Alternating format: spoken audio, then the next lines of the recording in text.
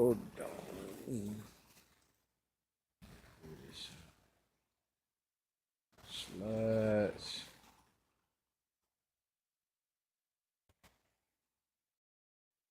Slides. Nope, that's not it.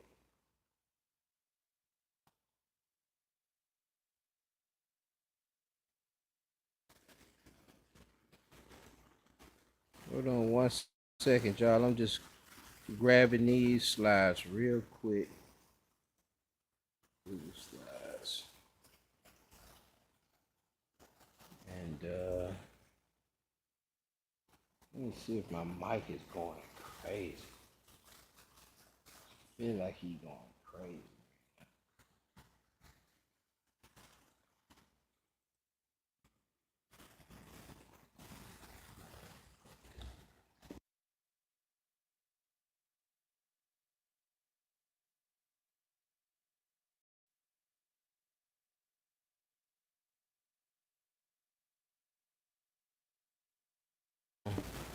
Microphone is going crazy. Give me 1 second. Let me hold on. I can come in through there and then I'll mute this.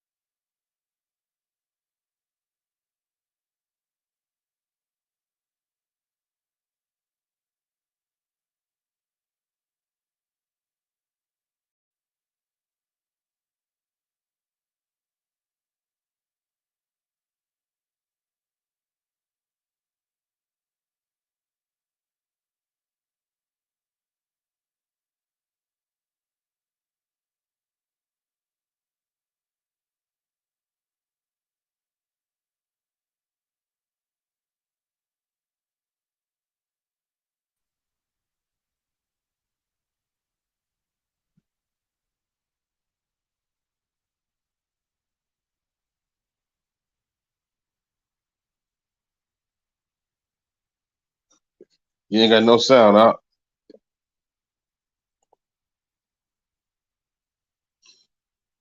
You ain't got no sound out.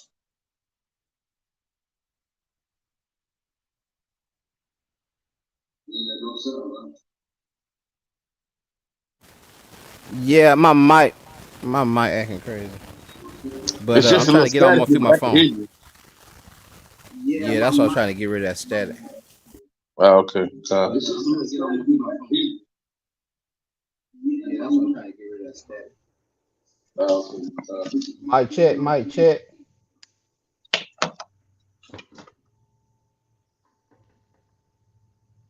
mic check. Sound better? You hear me? Come.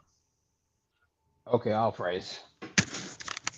Yeah, I just gotta do it through my phone and we run the slides through the other page on the computer. But first and foremost, give all praise to the Most High God, Yahweh, and His Son, Hamashiach Yahweh Shai, and all those scattered across the four corners teaching His word with sincerity and charity. We're gonna reset this keys to the kingdom series, dealing with faith. Dealing with faith. If the audio's okay, everybody give just if anybody's in, just get just type in a one if the audio is a little bit better than it was prior with the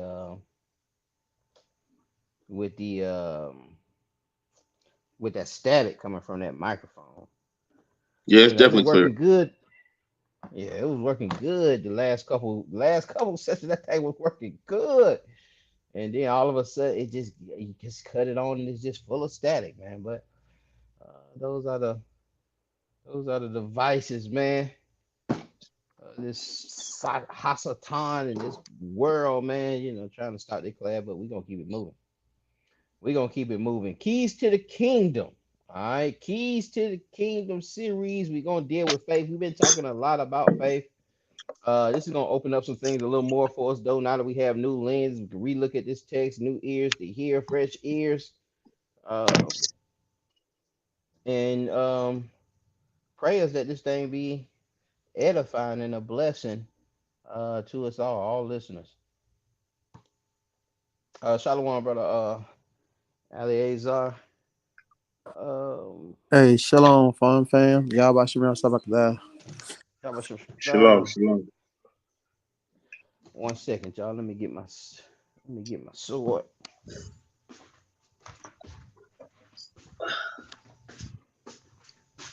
I'm making a little juice out the wine. At 28%. All right, it says, "For by grace you are saved through faith." We talked about this maybe a week after. And this is not from yourselves, it is the gift of God. It is not from works, Yeah, so Lord, that no one can man. boast. All right, it just giving us the understanding of this.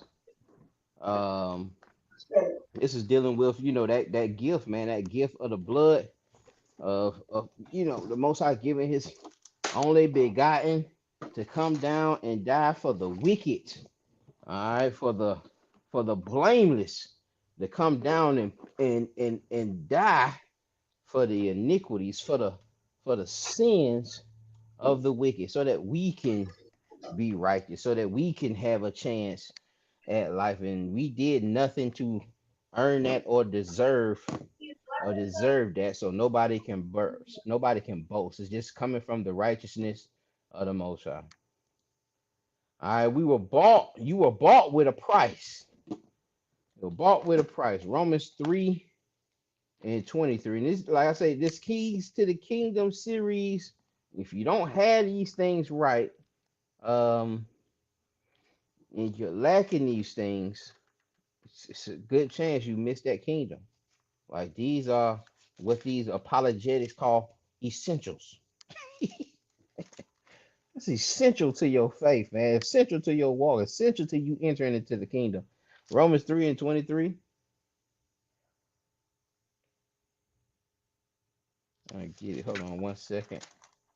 Give me 1 second. I had to get my Uh, charger. no, you good. You good. Take your time. I read this. Romans chapter 3 and verse 23. It says, "For all have sinned and come short of the glory of God, being justified freely by His grace through the redemption that is in Christ Jesus, whom God hath set forth to be a propitiation through faith in His blood, to declare His righteousness for the remission of sins that are passed through the forbearance of God." To say, Shalaki, to declare, I say, at this time, His righteousness, that He might be just and the justifier of him which believeth in the Hamashiach Yahweh. So we see here, he did this to declare his righteousness. All right, to declare his righteousness that he might be just.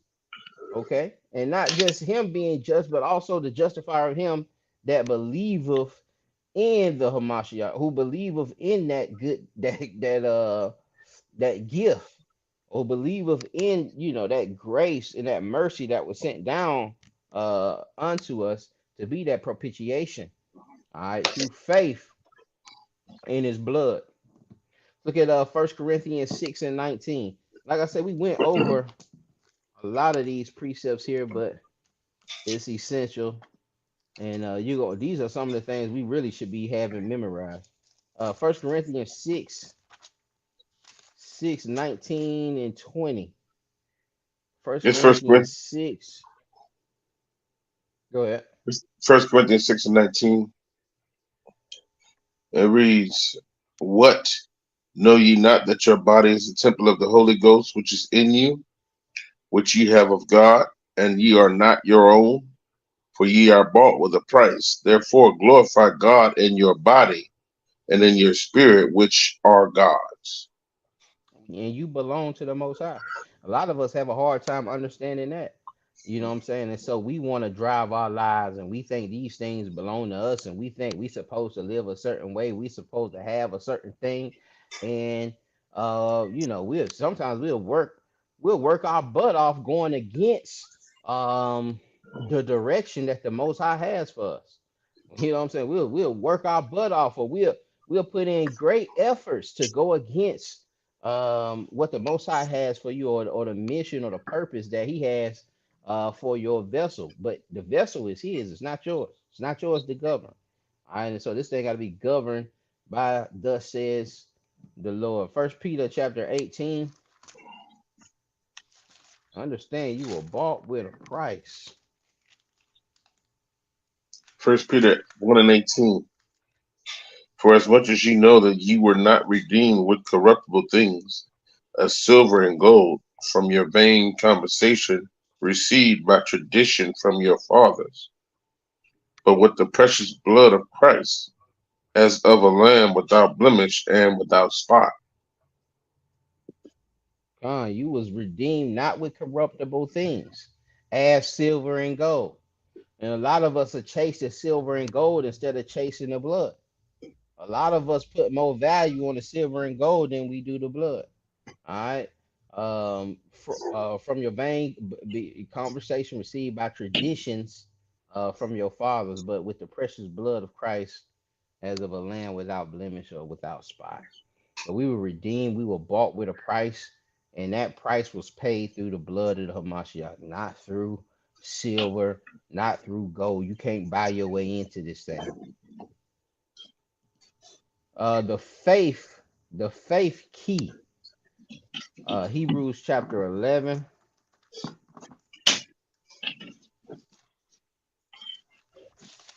Hebrews 11, we're going to read 1 through 3. Uh, this is Hebrews chapter 1 and verse, correction, Hebrews Hebrews 11. 11. And it reads, now faith is the substance of things hoped for, the evidence of things not seen, for by it the elders obtained a good report. Through faith we understand that the worlds were framed by the word of God, so that things which are seen were not made of things which do appear. Connie, he gave that example of, you having to have faith to even, especially to understand Genesis 1. You got to have, it takes faith to understand. You can't understand that. You know what I'm saying? You have to use faith. And there's some things in the text that we don't understand that we're going to have faith. A lot of times we be fighting, going back and forth on certain things that it's gonna just take faith. You just gotta have faith and believe in those things. You believe a donkey talk. You just gotta believe the donkey can talk. Now you can go through the text and try to pull you some precepts on. I haven't seen it done yet, but you can you can try to go through the text and try to figure these things out. But a lot of brothers get tripped up trying to do these things instead of just relying on faith and what the text actually says. And for by this faith, um, the elders obtained a good report. All right, because they're moving and operated under faith, they moved, they received a good report, and you'll see him going into that to those elders if you continue on in Hebrews 11. Self-examination, Second Corinthians 13. Second Corinthians 13.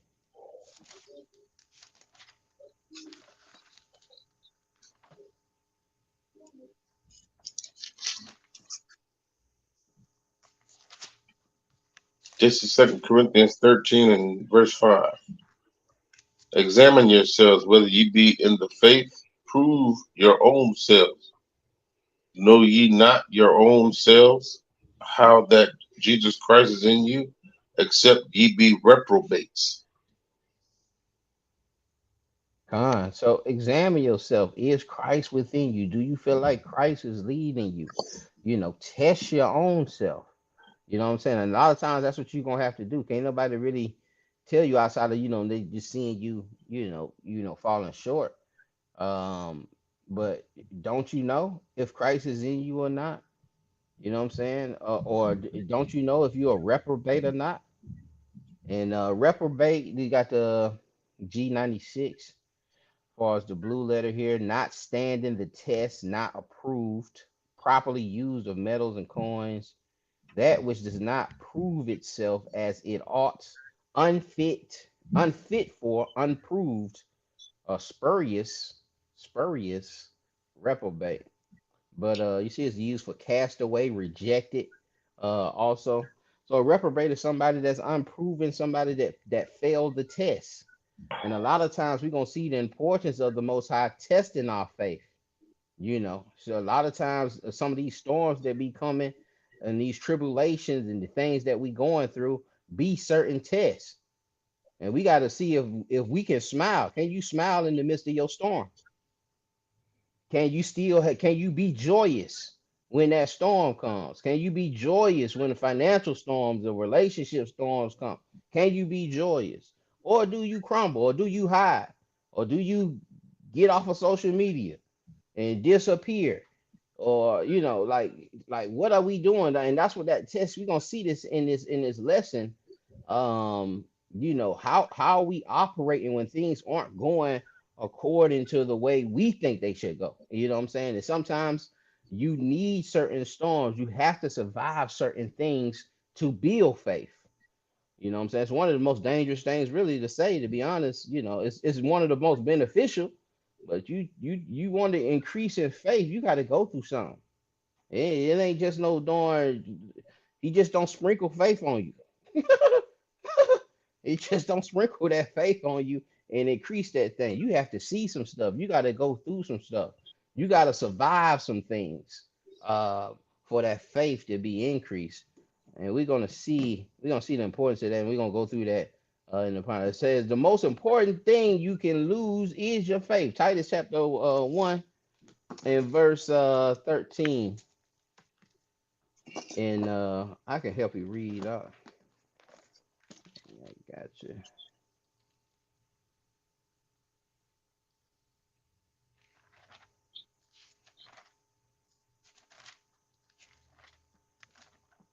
Titus chapter 1 and verse 13. Slow on the sword. Hold on. We about there.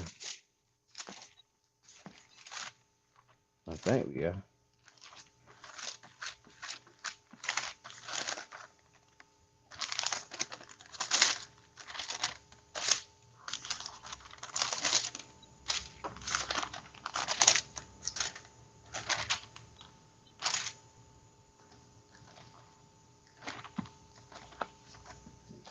No, we not.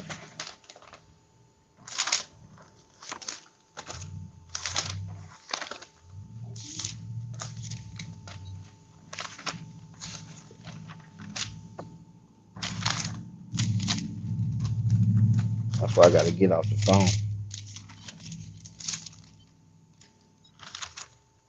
All right, y'all. Shalaki. Titus 1 and 13. He said, this witness is true. Wherefore rebuke them sharply, that they may be sound in faith. All right, this witness is true. Rebuke them sharply, that they may be sound in faith. All right, we gotta, certain things that we're gonna have to take. We have certain, certain rebukes or certain issues within the body. We have certain witnesses, and these witnesses end up being true. um you rebuke them sharply, man. And in that rebuking, you know they can find some faith, man. They can get sound, they can be more sound and foundational in their faith, where they're not shaken. But if we're not correcting each other and we're not rebuking each other, then when a rebuke does come, we can't take it. And then we falling out, or we leaving the organization, or we leaving the body. He's like, man, I can't deal with that. I ain't finna do that. I ain't even finna talk to me like that. Ain't nobody finna do that. And they end up leaving the faith. and start back doing their own things and up here and then try to pretend like no, no, no, I'm still in it. I'm still woo woo. But it's different, man. We don't have nobody checking. You don't have nobody. That's what we supposed to do. We supposed to be looking at each other, looking at it, looking and not just rebuking, but also being examples, also being, you know what I'm saying, lights to our brothers and sisters and inspiring each other and and commending each other. And these things build up the spirit and build up your faith also. But if we're not doing that, man, the first time you end up rebuking somebody, if you're doing it like, they're not gonna have the chin to take it, man. Luke 17 and and 5. Luke 17 and 5. And the apostle said unto the Lord, increase our faith. And we know that, and he was telling them, man, you gotta forgive them 7 times 7. You're like, man, increase our faith, man. That's a hard saying. That is a hard saying for us, and we're gonna see what it takes to increase faith. First Corinthians, First Corinthians 2. I got it. 2 and 5. Do I want to start there? No, I want to start at verse 1. It says, and I, brethren, when I came to you, came not with excellent speech or of wisdom, declaring unto you the testimony of God. For I determined not to know anything among you save Jesus Christ and him crucified. And I was with you in weakness and in fear and in much trembling. And my speech and my preaching was not with enticing words of man's wisdom, but in demonstration of the Spirit and of power. All right, I ain't coming with you with the wise proverbs and the deep sayings. Paul saying, I came with you in spirit and the power of God. I needed y'all to see him. All right, verse 5, it says that your faith should not stand in the wisdom of men, but in the power of God. And this was done for a specific reason. All right, it was done so that their faith should not stand in the wisdom of men. All right, because that's what they dealt with. They dealt with a lot of the philosophies and the proverbs and so forth. Verse 6, it says, howbeit we speak wisdom among them that are perfect. Okay, we speak wisdom unto them that are more mature, yet not the wisdom of this world, nor of the princes of this world that come to naught. But we speak the wisdom of God in a mystery, even that hidden wisdom which God ordained before the world unto our glory. All right, so he didn't give you that. He gave it. He didn't give that wise. Didn't It wasn't like he didn't have it. He just didn't give it to those that were immature. He didn't give it to the babes. He didn't give those wise sayings to the babes. He spoke very simple for them, so they wouldn't put their, and that's what a lot of us do, man. A lot of us find some of the best speakers and we put our faith just in the elegance on how they speaking, that it must be true. All right, just on how smooth they said it, man. You know what? I ain't even finished second guess that. I'm not even gonna check that, and we'll put our faith in that. But Paul went to the babes. He wasn't in that. He gave them. He showed them the power of the Spirit and the power of God. The just shall live by faith. Let's go to Romans chapter 1 and start at verse 13. Romans chapter 1, we're starting at verse 13.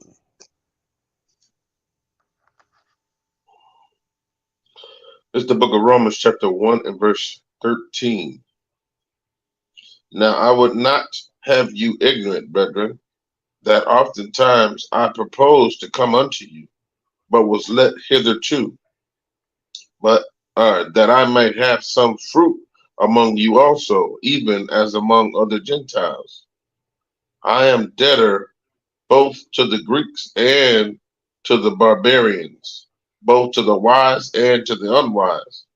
So as much Both, as I'm a it, debtor to Shlaki, go Salaki. ahead. I'm a debtor to both. I'm a debtor to both. You know what I'm saying? The Greeks and the barbarians. All right. The Greeks were considered to be wise. Barbarians were considered to be unwise. Um, but he was saying I was a debtor. I'm a debtor to both. All right, that's some, and then he said, that I could have some fruits.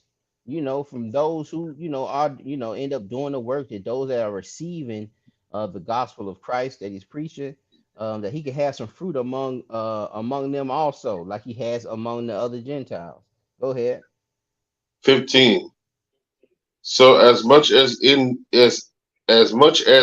me is, I am ready to preach the gospel to you that are at Rome also. For I am not ashamed of the gospel of Christ, for it is the power of God unto salvation to everyone that believeth, to the Jew first, and also to the Greek. For therein is the righteousness of God revealed from faith to faith, as it is written, the just shall live by faith. The just shall live by faith. All right? The only way you're gonna be justified is through faith, and he's not ashamed of the gospel of Christ. Um, for it is the power of God unto salvation to everyone. All right, the Jew first, then the Greek. And then it shows, watch this, for therein is the righteousness of God revealed. Because before the faith came, you had to do the sacrifices. You had to be perfect within the law. We all fell to this curse through Adam. We was talking about that, like all died from Adam to Moses because of one man. And it'll be unjust if we all have to end up uh end up di-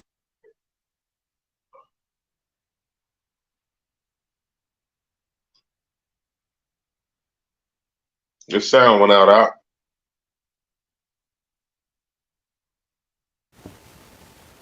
Shalakia, y'all. Hold up. Somebody darn text me and made me go out.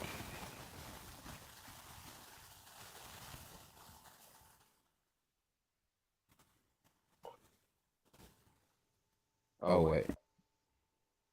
Am I in now? Can you hear me? Con. Okay, yeah.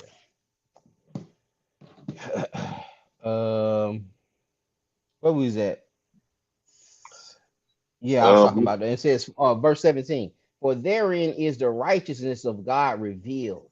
All right, it's the righteousness of God is revealed through the gospel of Christ, being that he provided again that blood that we got to have faith in. As it is written, the just shall live by faith. Let's look at Hebrews chapter uh 10, and I'll start at 32. Hebrews 10 and start at 32. Uh, it says, it is, wait, is that it? Hebrews 10:32. It is a fearful thing. Start at 32. Oh, no, no, no. But call to remembrance the former days in which, after you were illuminated, ye endured a great fight of affliction. All right. So Paul's telling, well, the writer of Hebrews is telling, um, telling the folks to remember the former days in which, after you were illuminated, after you received this thing, ye endured a great fight of afflictions, plural. Partly whilst you were made a gazing stock, both by reproaches and affliction. All right, you was looked at with reproaches. People called you names. People looked at your afflictions and said, and said proverbs against you. And partly whilst ye became companions of them that were so used. All right, you also helped those that were going through the same things. For you had compassion of me in my bonds, and took joyfully the spoiling of your goods. For ye had compassion of me in my bonds, and took joyfully the spoiling of your goods. All right. Took joyfully the spoiling of your goods. So a lot of times, like I said, we gotta, you know, just slow down the text. But, you know, where I was at? Verse 34. Yeah, you had compassion of my bonds and took joyfully the spoiling of your goods. Your goods being spoiled, you losing certain things, you losing them losing their house, them losing their vehicle, them losing their loved ones. They took it joyfully, took joyfully the spoiling of your goods, knowing in yourselves that ye have in heaven a better and an enduring substance. You have better understanding that you have better things in heaven, but that takes a faith you just can't talk about. You can't just say you have that faith that you believe that they taking your car or they taking your house and you smiling, knowing that you have better substances in heaven. That ain't what your brain thinking about. Your mind is thinking about you. You are in an anxiety attack, thinking about how you gonna get that car back, thinking about how you gonna get that house back, thinking about how you gonna get your wife back, how you gonna get your family back. Um, you know, but understanding that, and that comes from a lack of faith, that of understanding that you have better substances in heaven and patience. Can you wait for those substances that that are in heaven, or do we have these anxiety attacks when we take these losses? That's why I was talking about smiling in the storm. When we take these losses, do we have the kind of faith that we don't have them panic attacks, or we don't separate? Certain storms can separate marriages. Certain storms can break up homes, man. Certain storms can make people take their own self out. But when you have a certain faith, or have a certain level of faith, where understanding that you have better substances in heaven, um, you don't fall to those things. So you can measure your faith. You can, and this is why we go back to the Second Corinthians 13. 13:5 was telling you to examine yourself. Examine yourself. When that lab bill came in that you couldn't pay, what did you smile about it? Did you know everything was gonna be okay? Did you really know, or was did was your heart was your heart in your belly a little bit, or was you scrambling a little bit? When that certain bad news came, did it bring you certain anxiety? And again, we can all measure ourselves. Um, verse 35 says, "Cast not away therefore your confidence, which have great recompense of reward. For if ye have need of patience, that after ye have done the will of God, ye might receive the promise for yet a little while, and he that shall come will come and will not tarry." All right, but a lot of us don't have that patience. And keys to the kingdom, we're gonna go into the patience. Is the patience just sitting around? Patience is a little stronger than that. Patience has a little more depth than you just sitting around before you start complaining about something. Patience is a little more depth than we think, than a lot of us think. Um, verse 37 says, for verse 38 it says, "Now the just shall live by faith. But if any man draw back, my soul shall have no pleasure in him. But we are not of them who draw back unto perdition, unto destruction, but of them that believe to the saving of our soul." So those who draw back, those who say, you know what, you done got impatient. You done got impatient. This thing ain't really working. You want to try Egyptology. You want to get into some witchcraft. You want to start delving into the tarot cards and the horoscopes. You want to try Buddhism. You want to try some Hinduism. Those who draw back, man, you will draw back into destruction. All right. But those who don't, they're gonna believe unto the saving of the soul.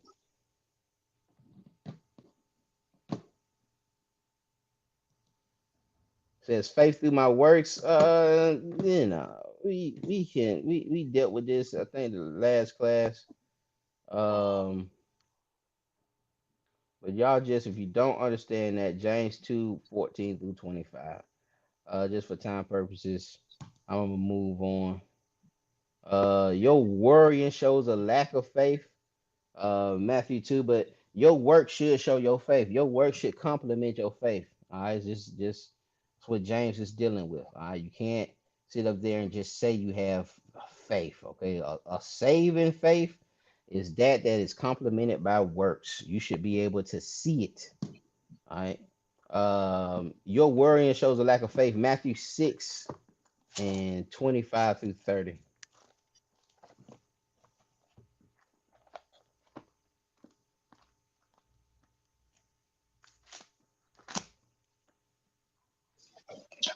Matthew 6. It reads,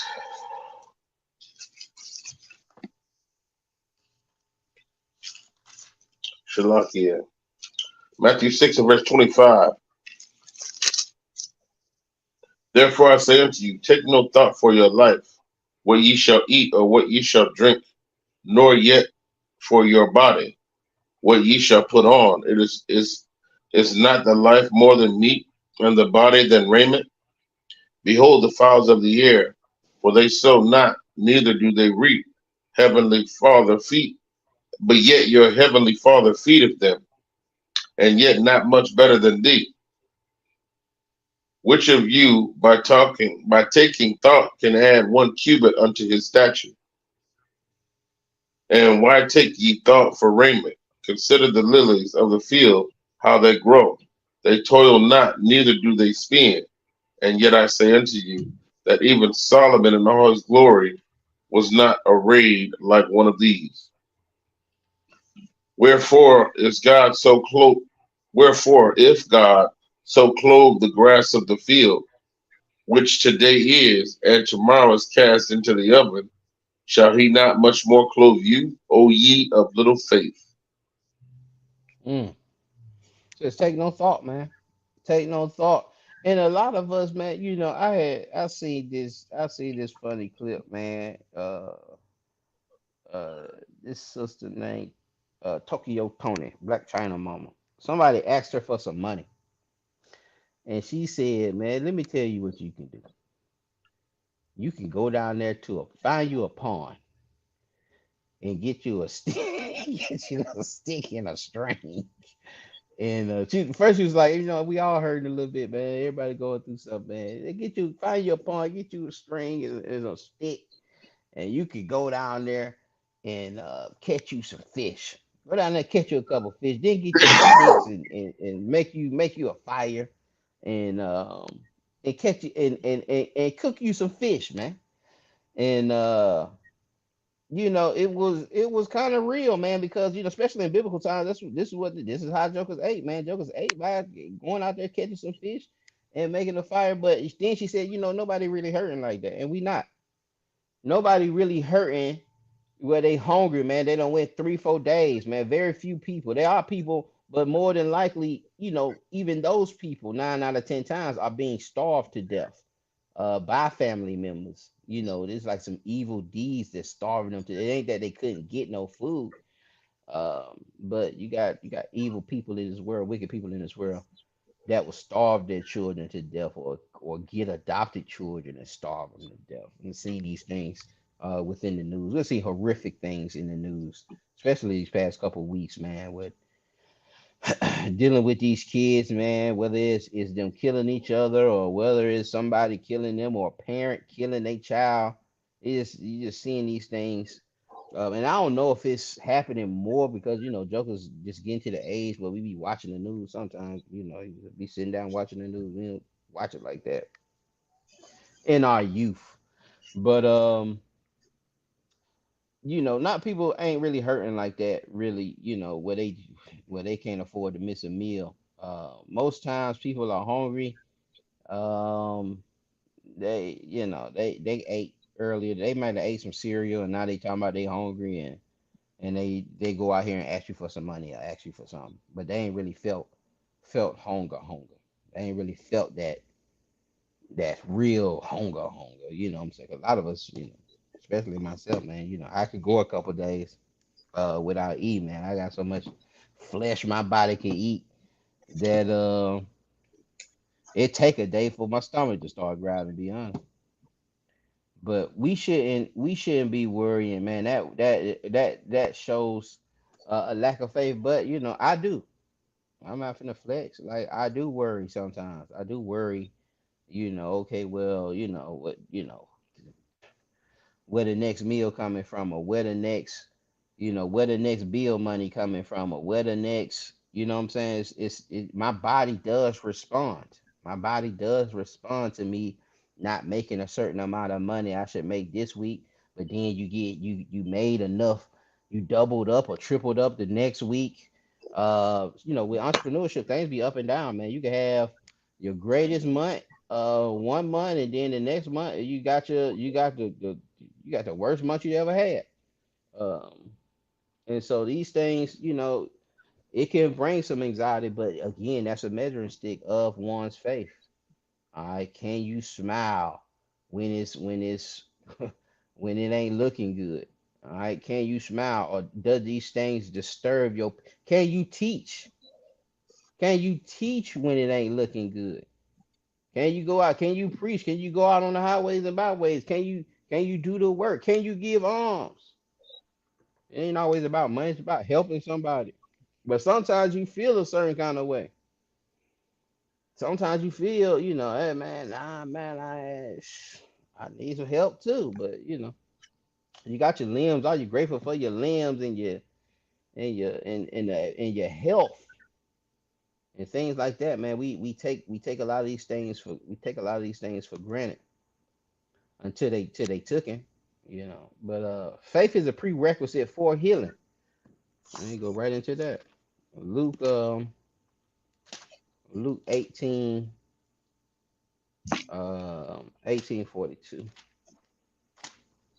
18:42. I got it. Uh, it says, and Jesus said unto him, receive thy sight.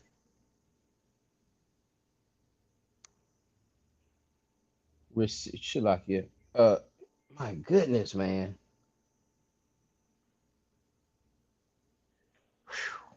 And Jesus said unto him, receive thy sight, thy faith hath saved thee. And immediately he received his sight and followed him, glorifying God. And all the people, when they saw it, gave him praise. And I know we're familiar with the blind man being healed, but we see that faith healed him, and that's what all these pretty much these precepts are about. The faith healing these individuals. All right, Luke 17:19. I get that too. We right there, just real quick. And he said unto him, arise, go thy way, thy faith have made thee whole. Before you could even get here, and a lot of us are staying sick. A lot of us don't, we get making these prayers, but we don't really have the faith. Sometimes the faith be overpowered by the wisdom of men. It's like what Paul was talking about, how he was speaking to these jokers, man, and not having that faith in the wisdom of men, man. What the doctor said he ain't gonna make it, man. He ain't gonna. The doctor said I never walk again, man. I ain't walking again. I ain't, that's what the doctor said, man. He said I never walk again. But it's how many times we see people that have the faith, man. They're like, nah, I don't believe that. I'm not taking that. I'm walking again. I'm walking. I'm driving again. I ain't. I'm not finna receive that. And a lot of times they end up beating that thing. But you need that faith. You need that faith first, man. It's a prerequisite for your healing. Do you really believe? A lot of time we be asking for prayers and we really don't believe them prayers gonna work. We really don't believe it, man. We just be going through the motions.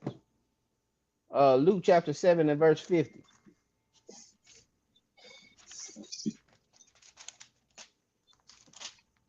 It's the book of Luke, chapter 7 and verse 50. And it reads, and he said to the woman, thy faith hath saved thee. Go in peace. So that's all I wanted to give you. Just some verses showing that that faith was a prerequisite for that thing, man. Through faith, sins can be forgiven. Let's get Mark chapter 2 and verse 5. I get that. Mark 2 and 5. It says, when Jesus saw their faith, he said unto the sick of palsy, son, thy sins be forgiven. All right. He saw, when Jesus saw their faith, when he saw their faith, he said unto the sick of palsy, thy sins have been forgiven. All right. He seen that faith and said, them sins, thy sins be forgiven thee. Luke chapter 5 and verse 20. A lot of people can't get healed because they do not have faith. They do not have faith. Let's do the book of Luke, chapter 5 and verse 20. And he departed and began, Shalakia, look,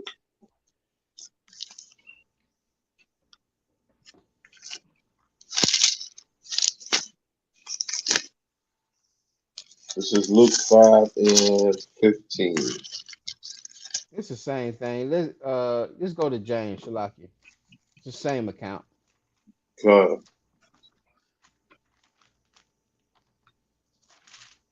James 5 and 15. And the prayers of faith shall save the sick, and the Lord shall raise him up. And if he have committed sins, they shall be forgiven him. Con, con. And so they don't listen, man. Evidently, they wicked. All right. And when they wake up, and they shall raise him up, if the Lord raise him up, and if he had committed sins, his sins shall be forgiven.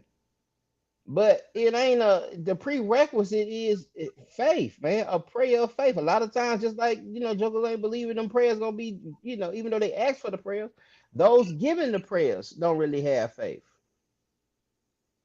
Maybe because of some news that they were given or some words of wisdom, man. It's looking bad for him. He probably, I don't know how he gonna get that thing. They say he ain't gonna walk again. Hey, man, I seen him man, the leg, his bone was popped out, man. Joker had the bone came out of his kneecap. That joker ain't gonna walk again. And then somebody asks you for prayer. But brother, can you pray that I walk again? And brothers are sending up these prayers without faith. It's not a faithful prayer. You're just going through the motions.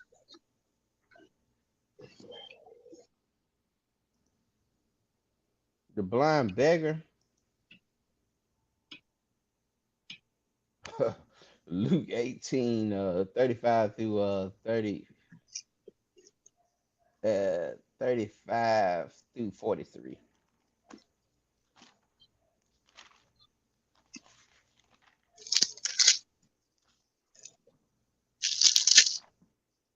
This is Luke chapter 18 and verse 35. And it came to pass that as he was come nigh unto Jericho, a certain blind man sat by the wayside begging.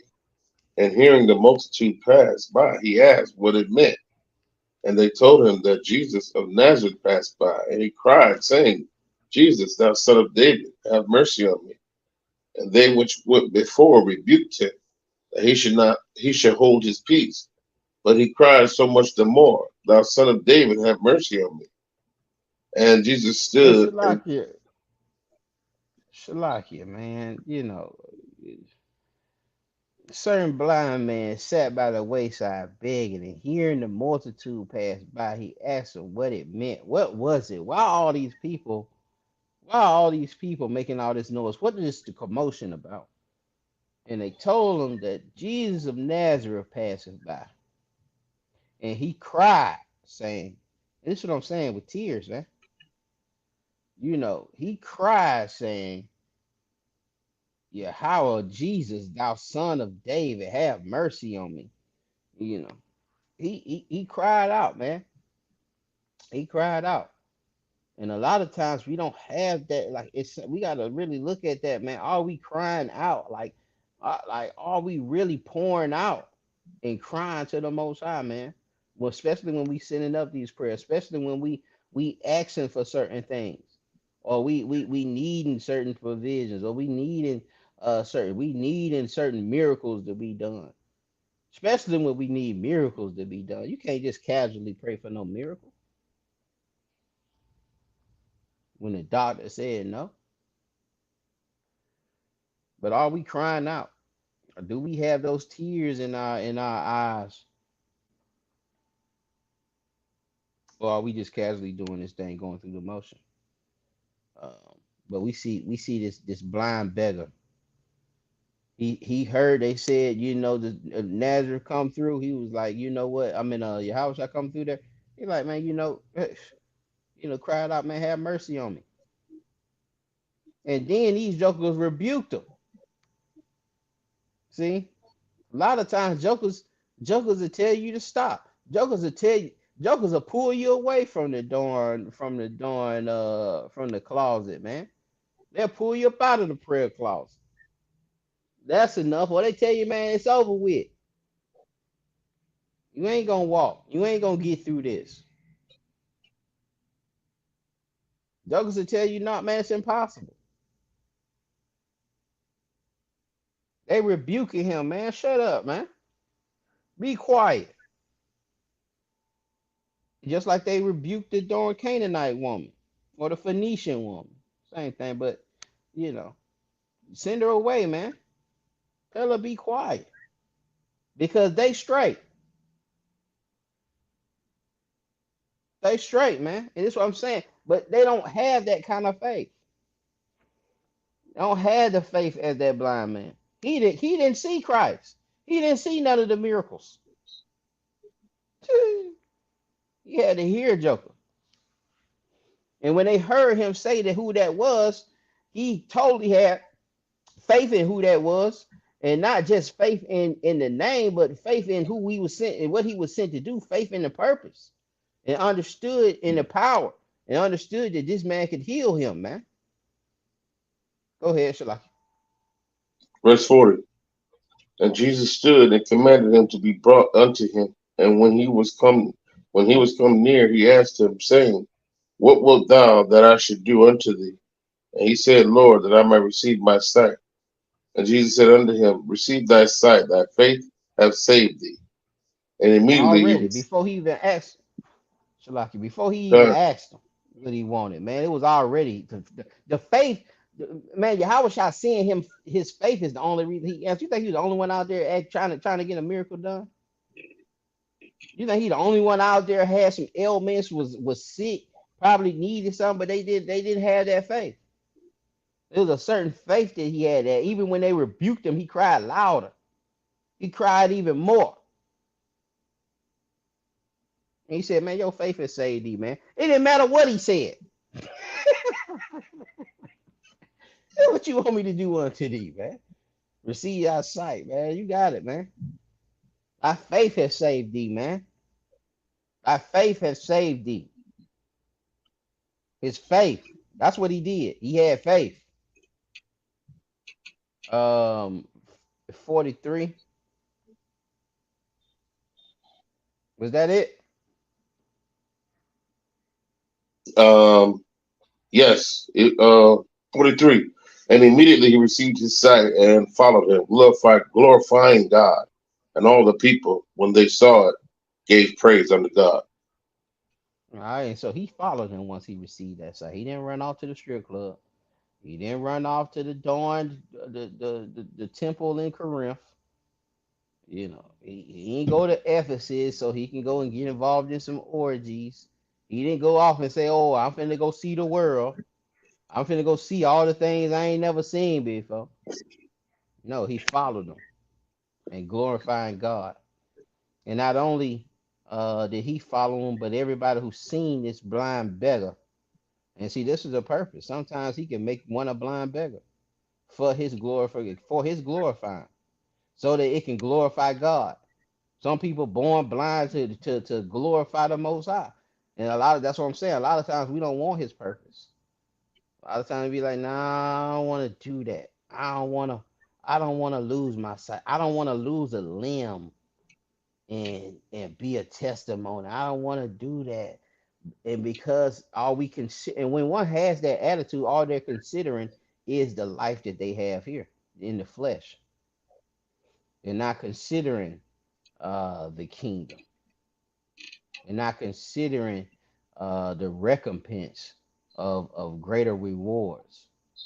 They just worried about the considering this time we have. It's a brother that it's an inspirational speaker, brother, that played football, and something happened. He got in a car wreck or something. Now he got a little arm. He got like a little. He got a little hand, a little arm or whatever. His arm don't grow no more or whatever. And he had to lose his career. He could have made it to the. He was supposed to make it to the NFL. He's supposed to go first round. And but now he travels the world and he talks about God and talks about strengthening him and being. He gives his testimony. And the Most High put that purpose on him. But he had to go through something. He had to go through the rehabilitation. He had to have the kind of faith because that would have broke a lot of people. For them to harping on, man, I'm supposed to be a millionaire, and you know, but now he has this great drive and this great faith, and he has a testimony that will, he's out here spreading the gospel and giving the testimony throughout the world. And he that didn't just do that in modern times, man. This is done through all the it's done with all the prophets. All the prophets had to go through things like this. Uh, well, people mocked him. Master key verse. This is a master key verse here. First Peter chapter 5 and 9. With all the keys to the kingdom lessons, there will always be a master key verse. Um, a verse that you definitely need to hold on to. And we're talking about this faith.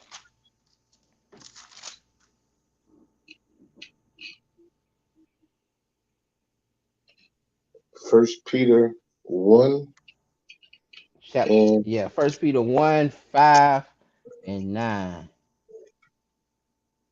this is First Peter 1 and 5.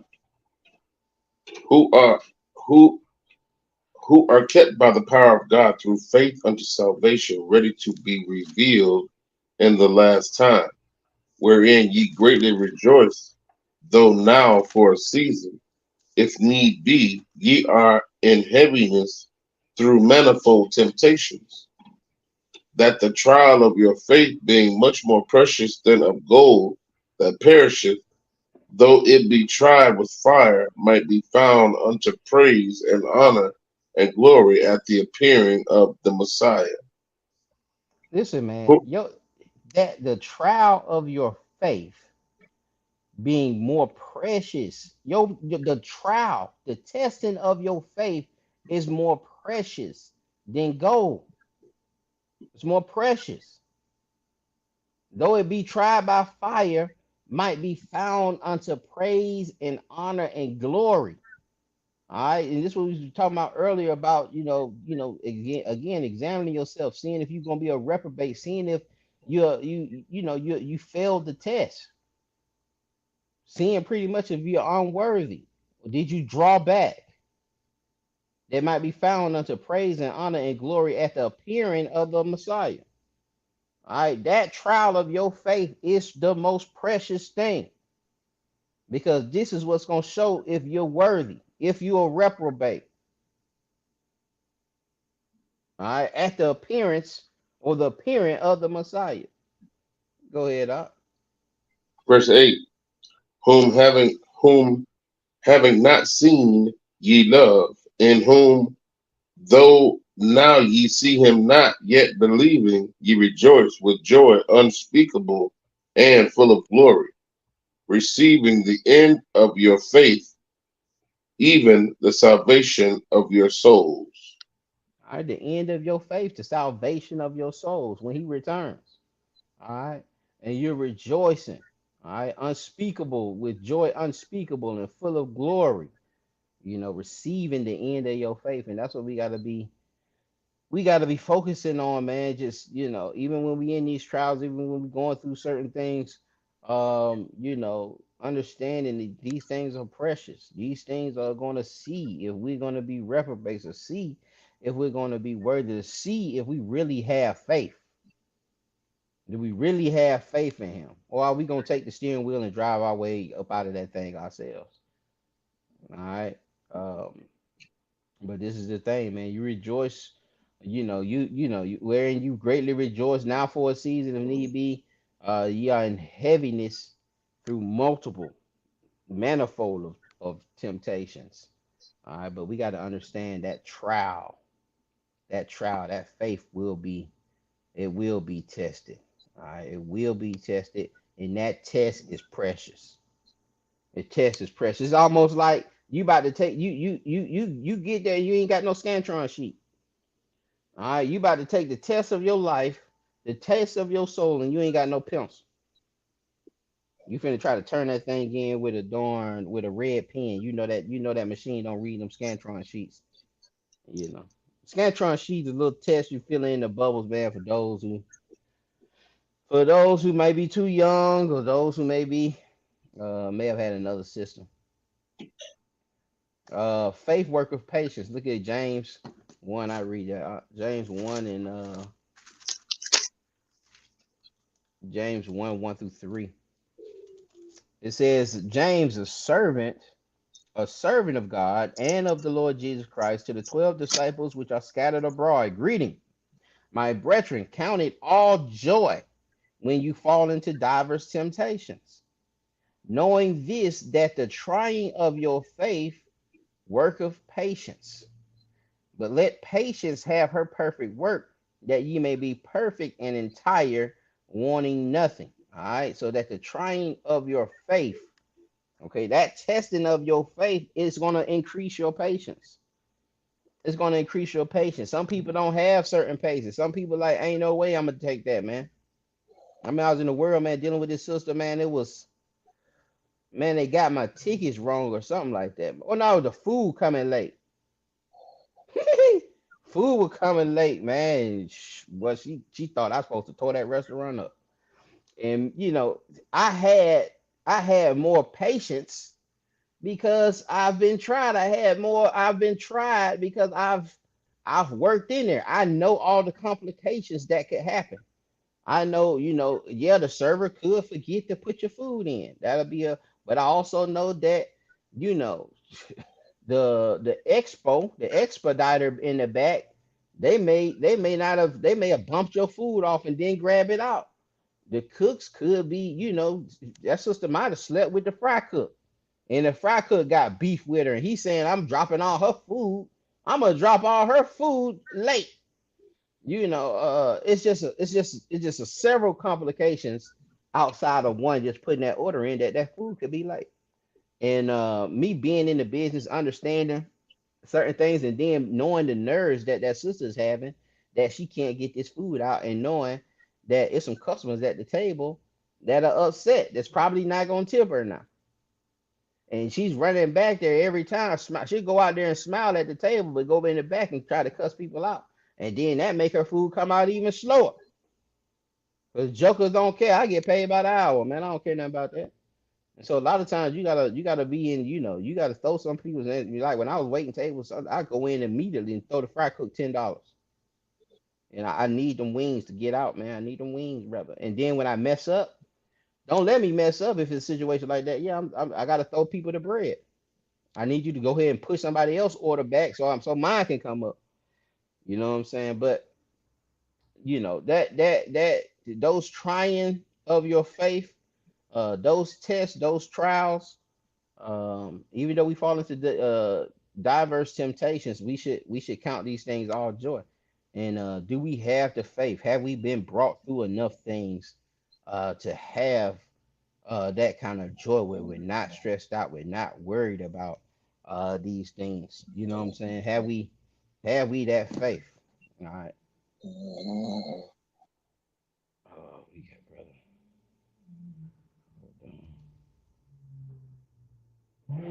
brother. Faith in the storm. Let's see here. Okay, how is it that ye have no faith? Let me look at Mark chapter 4. Mark chapter 4. And we're gonna look at 35 through 41. Mark chapter 4, 35 through 41. It says, in the same day when the evening was come, he saith unto him, let us pass over unto the other side. And when they had sent away the multitude, they took them even as he was in the ship. And there were also with him other little ships. And there arose a great storm of wind, and the waves beat into the ship, so that it was now full. And he was in the hinder part of the ship, asleep on a pillow. And they awake him and say unto him, Master, carest thou not that we perish? And he arose and rebuked the wind and said unto the sea, Peace, be still. And the wind ceased, and there was a great calm. And he said unto them, Why are you so fearful? How is it that ye have no faith? And it's a lot of things we miss with this thing, man, is that there were other little ships. That ship that Christ was on and the disciple was on ain't the only ship. It said there was other little ships. There was other smaller ships out there that was going through the same storm. And these jokers have Yahushua with them, and he's wondering, why are you so fearful? Why are you scared? And if we have Christ in us, why are we so scared? Why are we trembling? Like, why are we fearful of what could happen to us? Why did our brain go there? Understanding that we're supposed to be, we're covered. We're covered by the Most High. Understanding that that next life is gonna be beautiful.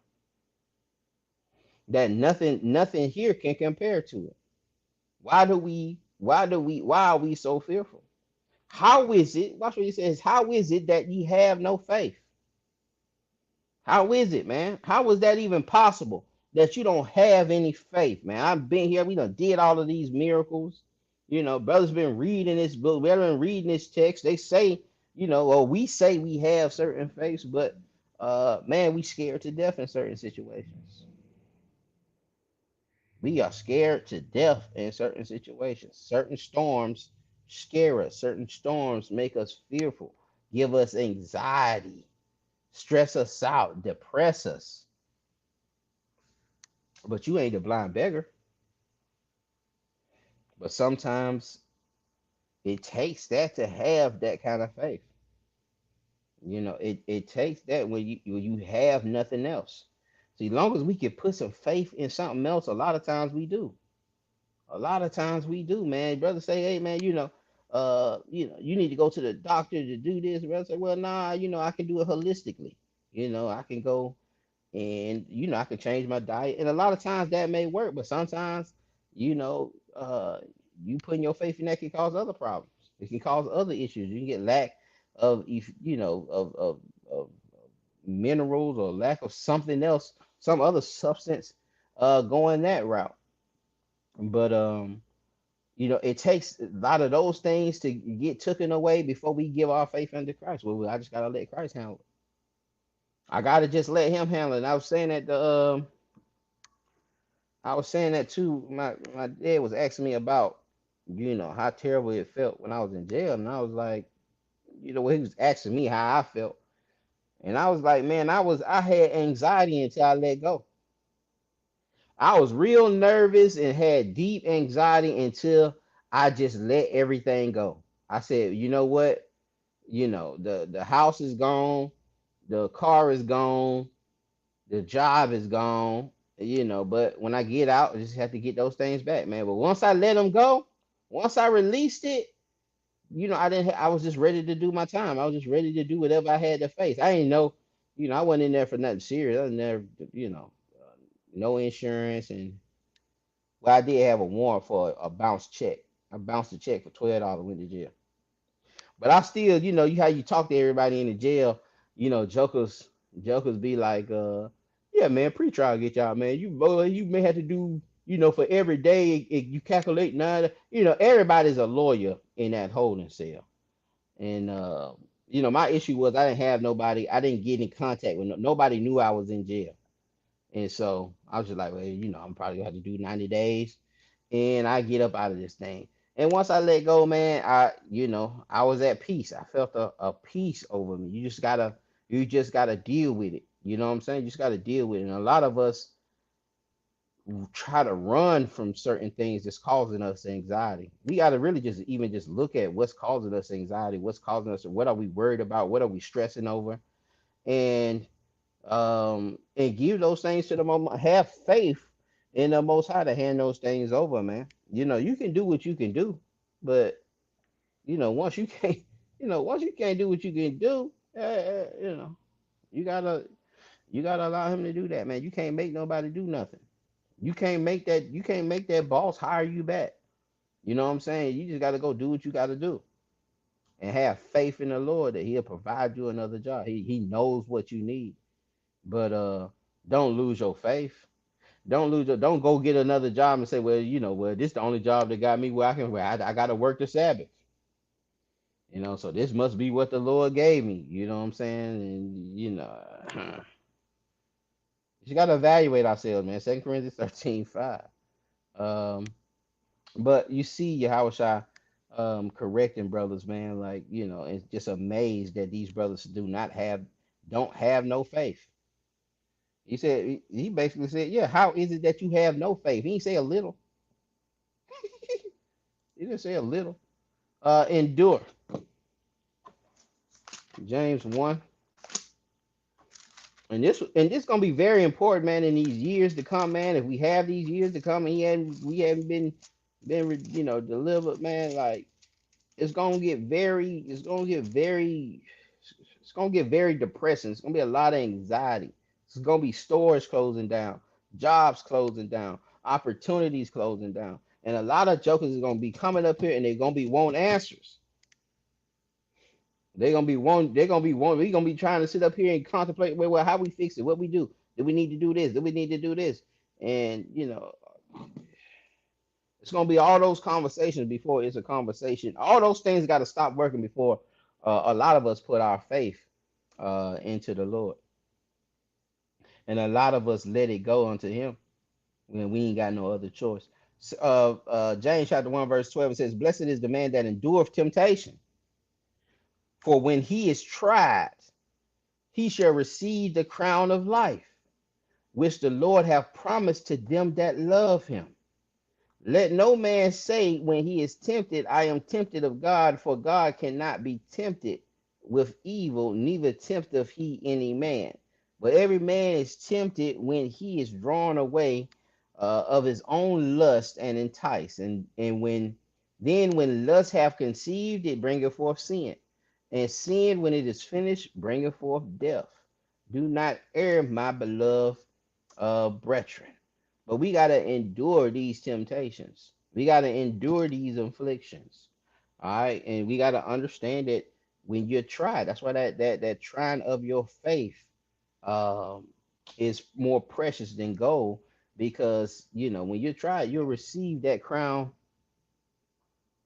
of life. James 5 and 11.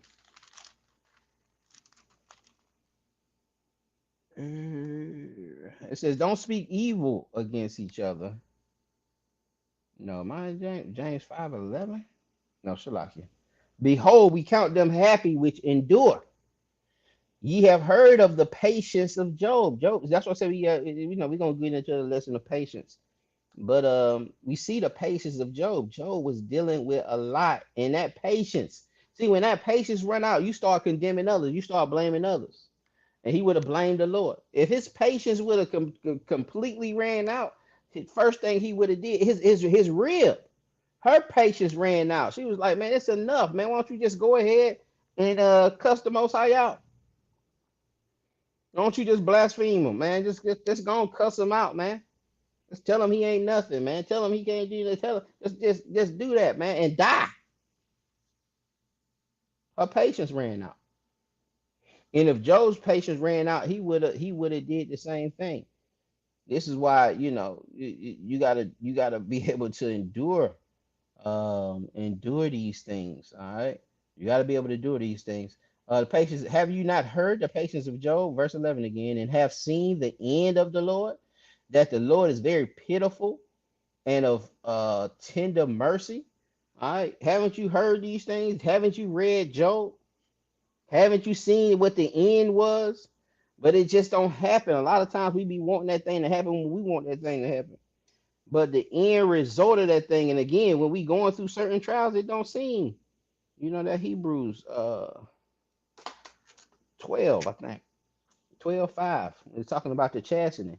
That chastening don't feel good at first, but at the end, man, all of it's to the end is to the glory of the Most High. All right, all of it at the end, but you got to go through it. You want to be a testimony. You want to have. You got to go through something to have that testimony. All right, to be that light, to show other people what you've been brought through. Uh, certain things you got to go through, man. No getting around it.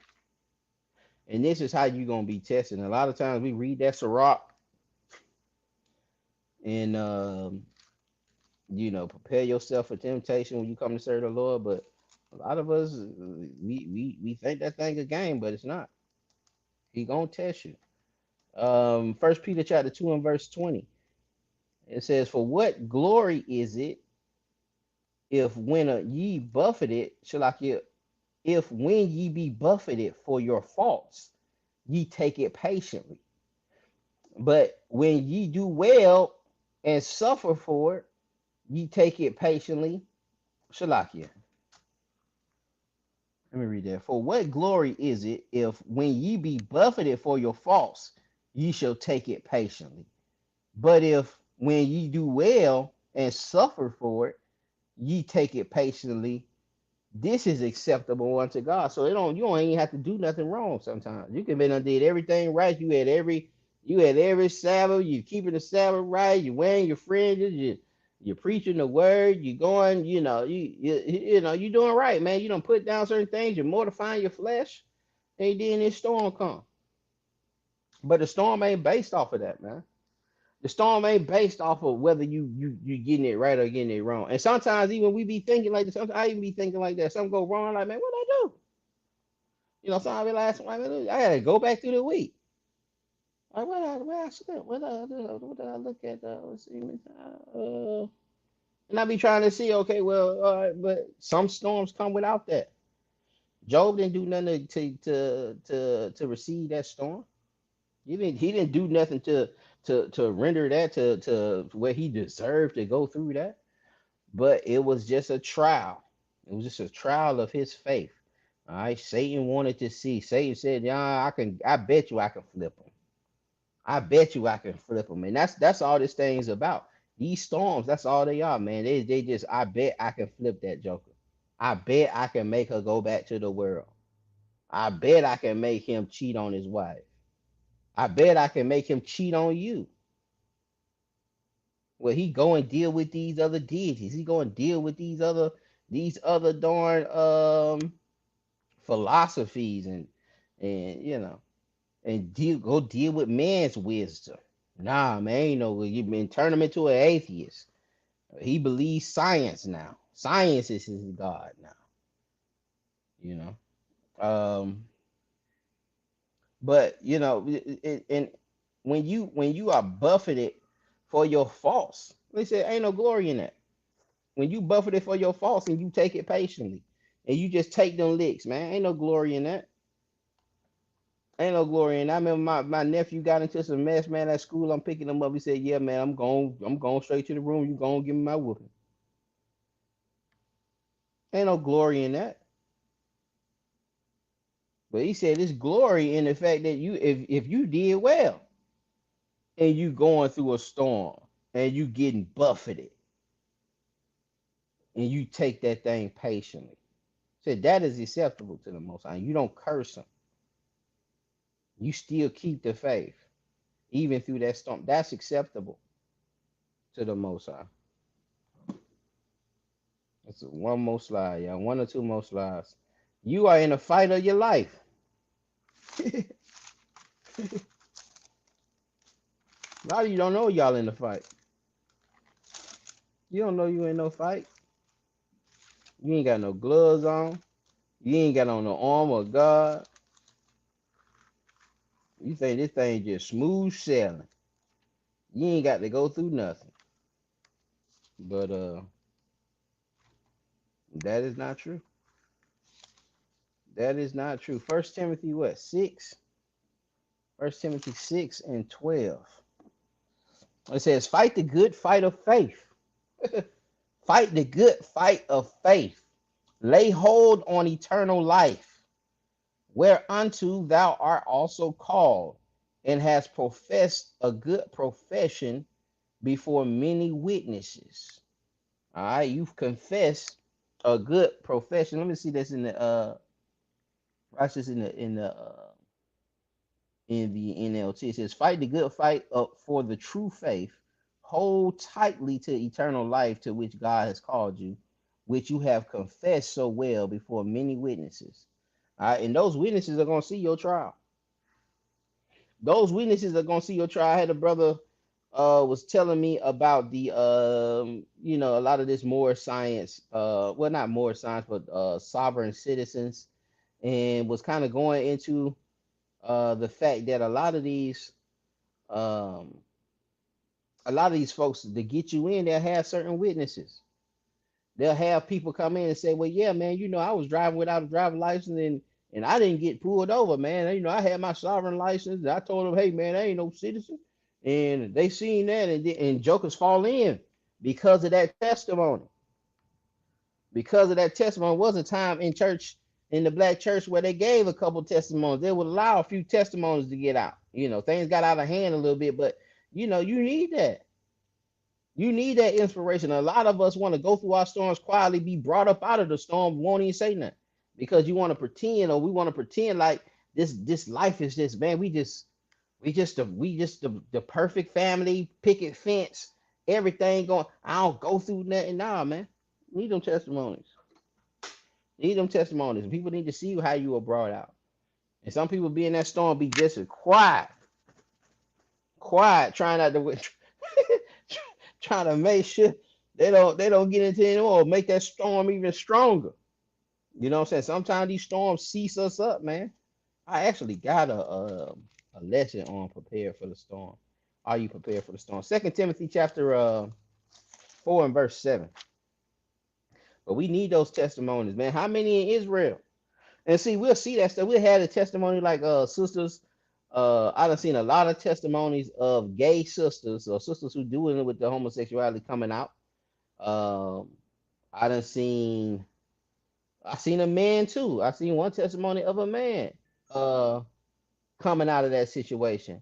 And every man, that thing go viral. Every time somebody do that, it go viral. And it's always good because you can always tell somebody else or somebody in your family, man, listen, man, God can do anything. Look at it, brought this brother out of this thing, man. You know what I'm saying? Brought this sister out of prostitution. The sister been selling herself for 20 years. The sister was on OnlyFans and dressing like a harlot. And now she serving the Lord. Or when we all every time we see those testimonies, we sharing those things, man. Because they help increase the faith. 2 Timothy 4 and 7. It says, I have fought the good fight. I have finished my course. I have kept the faith. Henceforth, there is laid up for me a crown of righteousness, which the Lord, the righteous judge, shall give me at that day, and not to me only, but unto all them also that love his appearing.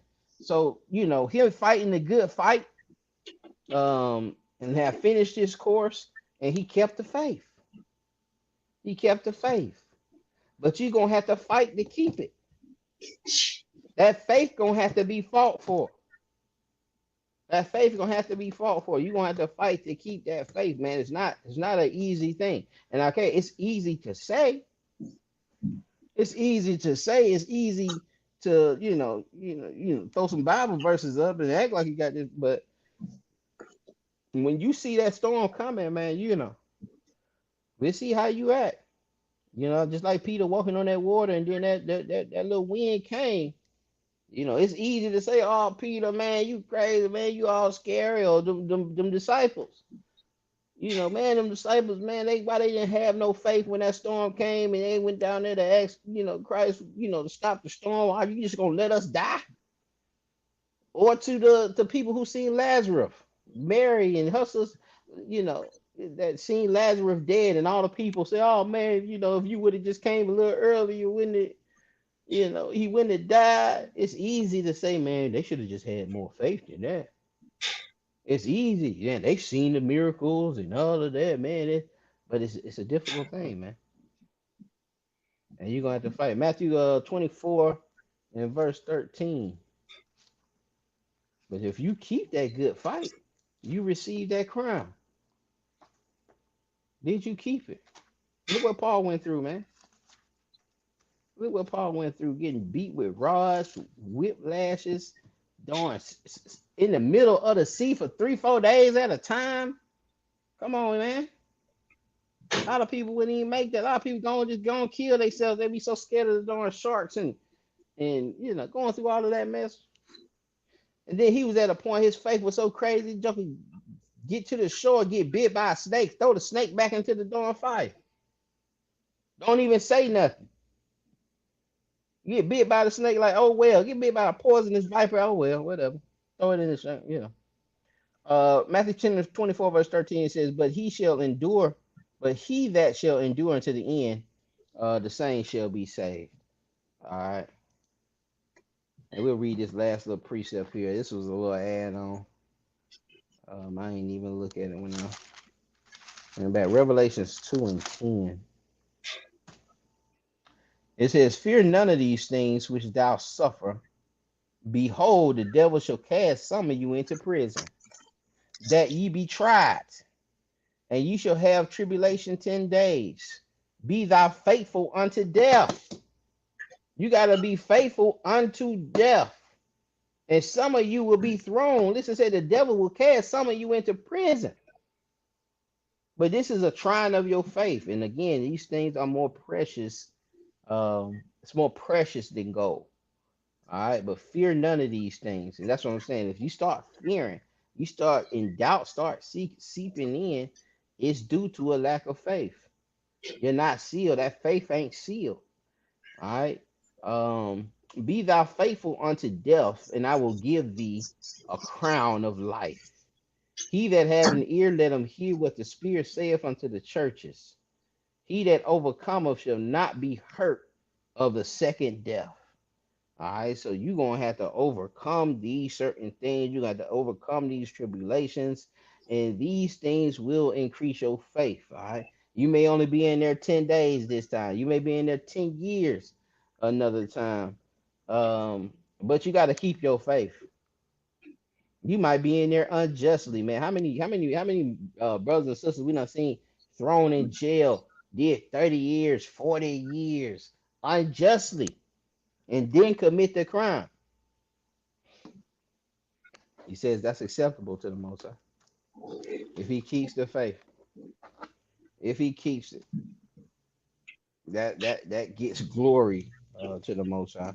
So anyway, I pray this thing was edifying, um, and that we was able to get another grip onto our faith. Everyone should be examining their faith. Are they really in this thing, or are they reprobates? All right, appreciate everybody, man. I'ma shalom this thing on out, and we'll see y'all on the Hey, next one. Shalaki, Again, Shalaki, I got a piece of before we before you yield, brother. go ahead. Um, Shalaki, I want to go to that Matthew's 16 and verse 20. Matthew 16 and 20. I'm gonna read down all the way to 28. Going back on to what you were saying about that faith. Then charged he his disciples that they should tell no man that he was Yahweh Shah the Christ. It says from that time forth began Yahweh Shah to show his disciples how that he must go up unto Jerusalem and suffer many things of the elders and chief priests and scribes, and be killed and be raised again the third day. Then Peter took him and began to rebuke him, saying, be it far from thee, Lord, this shall not be unto thee. But he turned and said unto Peter, get thee behind me, Satan. Thou art an offense unto me, for thou savorest not the things that be of God, but those that be of men. Then Yahushua said unto his disciples, if any man will come after me, let him deny himself and take up his cross and follow me. For whosoever will save his life shall lose it, and whosoever will lose his life for my sake shall find it. For what is a man profit if he shall gain the whole world and lose his soul? And what shall a man give in exchange for his soul? For the Son of Man shall come in the glory of his Father, and Father with his angels, and then he shall reward every man according to his works. Very verily I say to you, there be some standing here which should not taste of death till they see the Son of Man coming in his kingdom. And so, that's that whole thing about that faith that really goes back. That's really contrary to the first covenant or the first submitting of the covenant, which was the animal sacrifice, because we got comfortable in it, so comfortable that we started giving these lame animals. Now gonna be a willing sacrifice. Like the faith gonna take a certain willingness for us to stay on that path of righteousness, or trying to get to that path of righteousness. So that's what we got to do. We have to pick up our cross, and the cross really represent the trial, the tribulations, the agony. The cross wasn't a beautiful thing for Christ. You go into the text, what I mean, it wasn't a beautiful thing, the things that he had to endure. So that's what the cross represent, our faith. And yeah, just like he was faithful to take the cross to the end, then we also got to be willing to do the same thing with our faith. Good lesson, brother, man. All praise to the Most High. All right, all praise, excellent, excellent precept. And that verse 23. But he turned and said unto Peter, get thee behind me, Satan. Thou art an offense unto me, for thou savorest not the things that be of God. He wants things to say the same. Peter don't want him to die because of what he did on this earth, because of the position, because of the status that he has walking with Christ, because of the benefits of walking with Christ on this earth plane. He's not thinking about the kingdom. He's not thinking about God's purpose that the Most High has for him. And again, this is what I'm saying is sometimes what we want, we make it, and it may not be, not saying that he's wrong for wanting that, but it's about what God wants. It's not wrong to want a great life, to want to be financially secure, to want to have all your kids healthy, and them be financially secure, and have some darn good sense, and be in the truth, and be biblically, but so, that may not be his purpose at that time, you know. And so sometimes we just got to give unto the purpose of God. And this what Peter, lesson that Peter has to learn, him saying that he ended up turning to Satan because he don't want the Messiah to die. Now understand that he needs him to die. Not understanding the purpose of why Christ is here. And so it was selfish, actually. It was selfish for him to try to rebuke Christ for what he's saying. He has to suffer these things, and he got a strong chast, and he had a strong rebuke right after that, and then it goes into the, you worried about your life. Peter worried about his life, what is my life, man? These 3 years been wonderful. What, I don't want you to leave. Like, what are we gonna do when you gone? What is the what? And just not having a mission, but you gotta let the will of the Lord happen, man. No, it may not feel good. It may be scary. You know what I'm saying? But you gotta have faith and understand that He's that provider. He's that protection, and your life ain't here on earth. Your life is in the kingdom. Your citizenship is in the kingdom. It's not in America no more.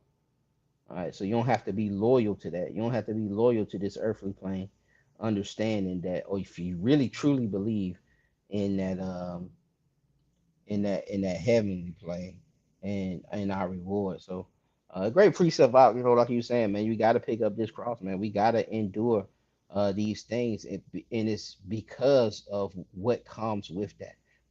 The faith coming with that endurance, faith coming with those overcoming these certain sins and these certain things that we tried to do on our own that we knew was wrong, and we just finally able to do these things. But a lot of times that comes in darkness.